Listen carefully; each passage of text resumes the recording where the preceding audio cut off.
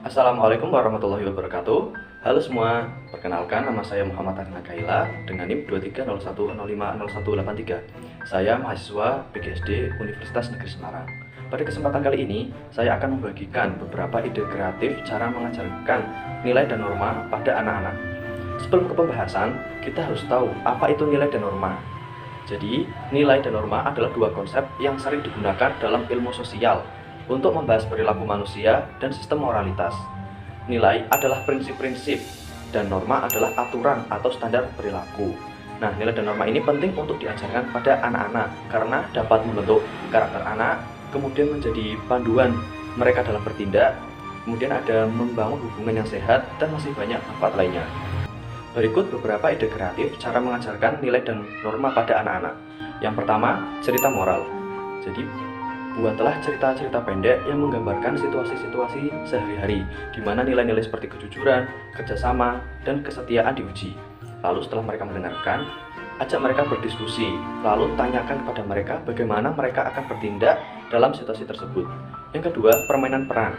Buatlah permainan peran di mana anak-anak dapat berperan sebagai karakter dalam situasi tertentu. Misalnya, mereka dapat berperan sebagai teman yang membantu seseorang yang sedang kesulitan, atau sebagai pengambil keputusan yang harus memilih antara tindakan yang benar dan tindakan yang salah. Dan yang ketiga adalah kegiatan sosial. Ajak anak-anak untuk terlibat dalam kegiatan sosial seperti berpartisipasi dalam penggalangan dana untuk amal, membersihkan lingkungan, atau mengunjungi panti jompo. Ini tidak hanya mengajarkan nilai-nilai seperti empati dan kepedulian, tetapi juga membantu mereka untuk merasakan kepuasan dalam membantu orang lain. Kemudian yang keempat ada membaca dan mendiskusikan kisah-kisah inspiratif. Nah, kita bisa membacakan buku-buku atau cerita-cerita yang mengangkat nilai-nilai positif seperti keberanian, ketabahan, dan kerendahan hati. Setelah membaca, diskusikan pesan moral yang terkandung dalam cerita tersebut dan bagaimana nilai-nilai tersebut dapat diterapkan dalam kehidupan sehari-hari. Kemudian yang kelima ada proyek kolaboratif. Nah, jadi di sini ajak anak-anak untuk bekerjasama dalam proyek-proyek kolaboratif seperti membuat poster, video yang menggambarkan nilai-nilai seperti persahabatan, keadilan, atau rasa hormat terhadap perbedaan. Ini akan mengajarkan mereka pentingnya bekerja sama dan menghargai kontribusi setiap anggota dalam sebuah tim.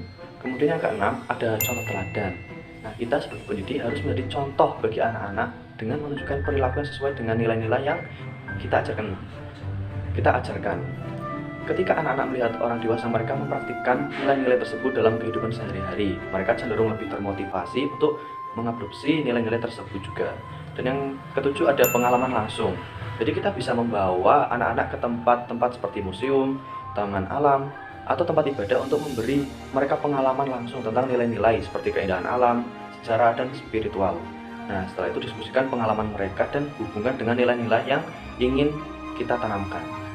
Nah, jadi itu saja ide-ide kreatif menurut saya, dan setiap ide di atas dapat disesuaikan dengan kebutuhan dan minat peserta didik, serta konteks pembelajaran mereka.